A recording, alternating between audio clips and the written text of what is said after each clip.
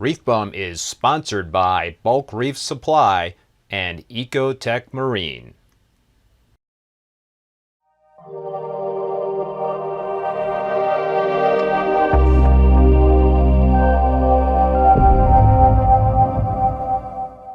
Hey everybody, and welcome back to another video. Wow, so this was so much fun. Sanjay stopped by for a visit to see my tanks, my systems, so it was a real treat to have him at my house. And I apologize because it's very difficult to see Sanjay in the video that you're going to be seeing here. It was tough. I had to kind of like balance between being able to see, show you folks what Sanjay and I were looking at in terms of the tanks versus Sanjay himself. So the tanks won out in terms of the quality of the video, but it's a, kind of like a fly on the wall conversation between Sanjay and myself about my tanks and my system. So without further ado, here is a good chunk of that conversation. All right, Sanjay, well, it is a pleasure to have you here at the home in Vermont. Welcome to Vermont. I know you guys traveled far and wide to get here. What were you thinking coming down the street, the dirt road to get to this house? Did you ever think you'd see? I thought I was somewhere in the boonies, and I don't know what was going to happen. Especially with no Wi-Fi and no connection to the outside world. Yeah. I was like, man, if we get lost here, who knows what's going to happen? It's not going to be a good thing, right? There are dangerous things in the woods here, right? Yeah, we've had some bear sightings. I've seen a few bear here and what have you. So yeah, you gotta kind of watch your back sometimes. But yeah, listen, man, it's great to have you here to check out the systems. Really appreciate the visit and all that stuff. Thanks for really inviting me and letting me crash here. And yeah. So yeah, this is the 225-gallon Peninsula tank, and we were talking before. Started running the camera. This thing's been up for a couple of years, and I've gotten some really good growth on it. Obviously, it's SPS dominant, but yeah, it is lit by the GHL Mitras. My first foray into LEDs, and you picked a good one. Yeah, I'm really happy about it. Yeah, really happy about it. But yeah, it's been great. Certainly been some ups and downs with this tank. I mentioned before that I had that bacterial infection, the incident back last summer or last fall, so I hit it with the oxalic acid, and the tank just really rebounded right away. Yeah, they're looking really good. I mean, I'm impressed with the colors and the growth of the corals. It's awesome. Yeah, it's awesome. It's getting, it's a lot of the stuff is tabled out, and I think that's what we were talking about before. The height of the tank is only 20 inches tall, and I also got a lot of flow in this tank, so I think that's definitely contributed. But a lot of the corals you have are kind of tabling corals. Yeah. And a lot of the corals, when you let them grow out, right, unless they're stags, they're all going to table out at some point. Yep. Right, and that's kind of what you're starting to see as your corals grow out. You have some big colonies here. Yeah. They will table out. I'm gonna have to do some more pruning and thinning definitely down the road, especially up there. Yes, you got three corals pretty much overlapping each other. And I'm not gonna do it right now, but it's actually tipping that rock. So there's a rock underneath that big table, the TSA Bill Murray, and I need to wedge a nice rock underneath that. It's gonna be a little bit of an avalanche. Yeah, that's the thing that happens, right? We put these frags, we don't know how they're going to grow. And if they're tabling, by the time they grow out, they're hanging by a really small stem. Yeah. And I've had many a coral topple over. Yeah. Over the years. And, I mean, what I started doing with some of these table corals as they grow out, and I know they're definitely tabling out, I just lop that stem off and I set it right on the rock and let it attach at multiple points. Reset the so coral. It'll attach itself in several places, and then it grows that way. I started this tank with live rock from KP Aquatics, so it was about 100 pounds of KP Aquatics live rock in here. And so that's the Florida live rock. Yep, from the Keys. Yeah. Yep. It's basically 2 layers of rock. Right. That are just stacked. And now that the corals are grown, that's kind of helped fuse things together. That's exactly what coral is, the glue. Yeah. That's the glue. Yep.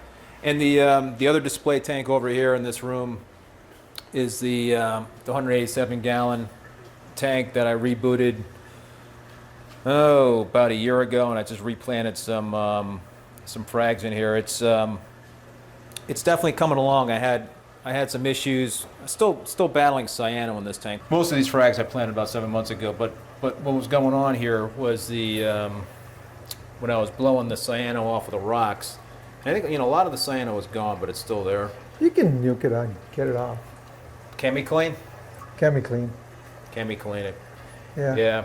I mean, I always have cyano a little bit here and there, a little bit. It's always there, but it's. I let it go. I don't do anything. You don't nuke it? Until it gets to the point where it's starting to get all over the rocks and starting to get ugly. Right. I don't nuke it. Right. I mean, I basically every other day will blow the rocks with the power head. Yeah, if it was like that, I would say, okay, at that point, if I'm blowing it off every day, I'm going to nuke it. Right. If it sits in a patch here and there, and the patch moves from there, it'll move somewhere here, and then that goes away, and yeah. I let it go. I'm like, I'm doing it like every other day, and it's not a lot. And I'm putting a polishing filter on the tank to try to like help suck pull it up when you blow it. Yep. So, but the tank is definitely, it was, something was going on when I was blowing the sand bed, and I was getting, some of the SPS were not happy, some of the frags were just not extending their polyps. The Duncan right there, is still not fully extended, and even the Goniopora and the Alveopora were even more closed up. But since I've gotten the sand bed out of there and stopped blowing the detritus around and all that stuff, or at least what was ever in the sand, things have kind of like rebounded. And then I put these, the GHL Mitras on this tank 2 or 3 weeks ago. So, yeah. So have you done an aquabiomics test to see what is it before the sand bed and after? I didn't do that. I did it before and after on that tank for the oxalic acid. No, but with the sand or without the sand bed? That would have been interesting. That would have been interesting, right? Yeah, yeah, yeah. The thing about the aquabiomics test, I don't think he can measure, I don't think they measure the total bacterial quantity. So, so it's not, I don't think they do that. So here's the density of the bacteria in the tank, the profile and the composition. And then here's the profile and the breakup of that. No. I think it's what he gives you is more of a relative scale, doesn't it? There's a balance score, there's a diversity score, a composition, whatever you want to call it. Yeah, but there's no absolute numbers there. I think you're right. Yeah, I'd have to double check my check with them and see if there's any absolute numbers, right? Yep. So like we can measure light and say, all right, the par is such and such, right? Well, I'm going to measure the bacteria and say, here, my bacterial levels are such and such amount, right? And with the sand bed, without the sand bed, there's a huge difference in the total amount of bacteria. Right. Right? The composition, ratios may not change much, but there may be a shift in the total amount of bacteria. And that may play a role. Because when you're describing it, I removed the sand bed and things are looking better. Well, what got removed with that sand bed? Right. Was there like any hydrogen sulfide in that sand bed that I was stirring up? It wasn't a deep sand bed. Right. It was a pretty shallow sand bed. And when I rebooted the tank, I had some big chunks of calcified sand that I pulled out. So you probably started with dead sand. I don't know. Yeah. That's what happens when you start with dead sand, right? And you jack up the alkalinity high. Yeah, it calcified. And there's no biofilm on the sand bed. Yeah. And so all of a sudden, you get calcification. Yeah. On the sand crystals or sand particles. That was a major. Every time I've done that, that's what happens. Oh, really? But with live sand, it doesn't happen. See, it was live sand. It was supposed to be live sand, but somehow it calcified, and I don't know exactly how it did that along the way. But it happened early on. It was something that I just kind of like looked at, and it was like ugly. And all my sand beds are never good-looking sand beds, so that's why I was like, you know what? I'm just going to take the sand bed out. It looks a lot cleaner than when I had sand in there. So yeah, you know, so I've replanted this tank with there's probably over 50 frags then in here, the and a lot of sand- them are like pretty close together. But The sand bed in my tank is 15 years old. wow, how deep of a sand More bed than is it? 15. I set up the tank in 2006. So 17 years old, Wow, how deep? right? Well, I made it 2 inches deep when I first set up the tank. Yeah, But with all the blowing around and the moving of the sand, yeah, there are parts where it blows around so much that there's no sand. And then there are parts in the back of Yeah. the tank or so that's what my where sand beds it's look like. almost 3, 4, some areas might even be Yeah. 4 inches, Yeah, you know? yep, But I don't like to disturb the sand bed. I mean, I don't disturb it, but some fish will do. I mean, I have all the wrasses that live in the sand, and they will, you know, disturb the sand bed. But interestingly, they always sleep in the same place. yeah, they're not. So they're around. not going around the whole tank wrecking it up. Yeah, Every night, they go exactly in the same place. You know? I have. Well, I had a bunch of sea cucumbers in here that I've got one left, and I've been trying to like catch them because Get 'em out. Yeah, it's not fair to. Well, not they're just, also not toxic, just right? that, they are toxic. Yeah. I have now gone back and traced several of my fish deaths to sea cucumbers. Really? I mean, I've had sea cucumbers in my tank every time. I always put those black ones in there, some of the yellow ones. Yeah. Most of the time, they're fine. They were fine for years and years. And then one day I came in the morning and, you know, half my fish were dead. Wow. And the other half were gasping for air. I did. And I lose, looked around and I go, what happened? What happened? They were fine last night. You know? Did the pump die? Did, you know, was there oxygen starvation or what happened? None of that happened. And then I found one sea cucumber sucked into my pump intake. Oh.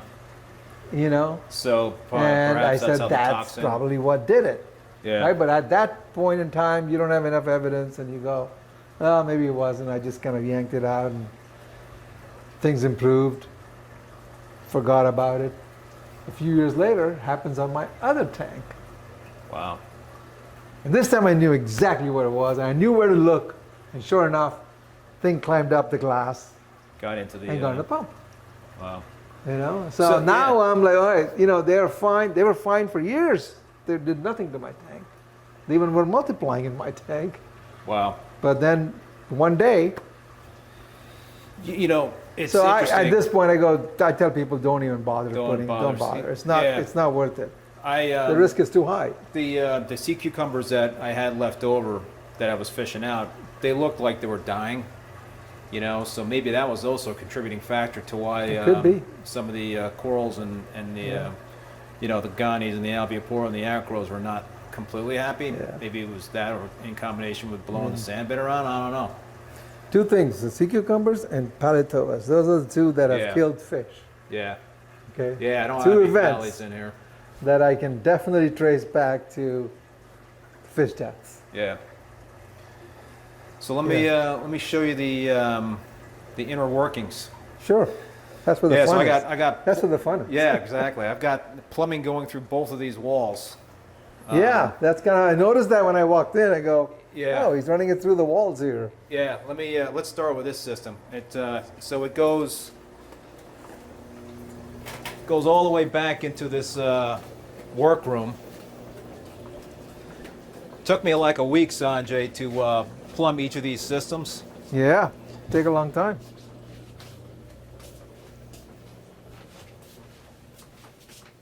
So you know, there's the furnace right there. But yeah, so you know, that came out of the it's going through room. this one Yeah, wall, yeah. and then it's jogging around here out to this wall. That's my Kalkwasser bin for the Okay, system. yeah. So the Kalkwasser is, you know, I drilled a hole through that Yep, wall, yep. and that's how I top it off. I got a pump that tops it off, but then I got 1/4-inch tubing behind it.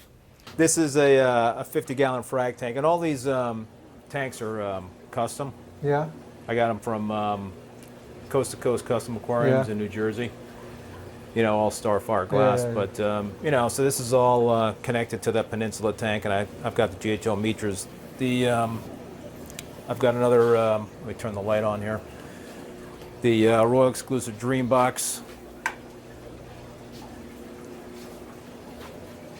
So that, I was able to actually get that before the cost of freight just started skyrocketing. Yeah. And yeah, I think, you know, probably cost me $1,500 to get it from Germany. But it is great. I mean, I love the you know, the fact that it's just really kind of a turnkey sump and very compartmentalized. And Yeah, there was a point in my life where everything was DIY. yeah. Now I'm at the point where I don't want to put that effort No. in. Just give me something that's going to work. Yeah. That's plug and play. Doesn't take too much effort. Right.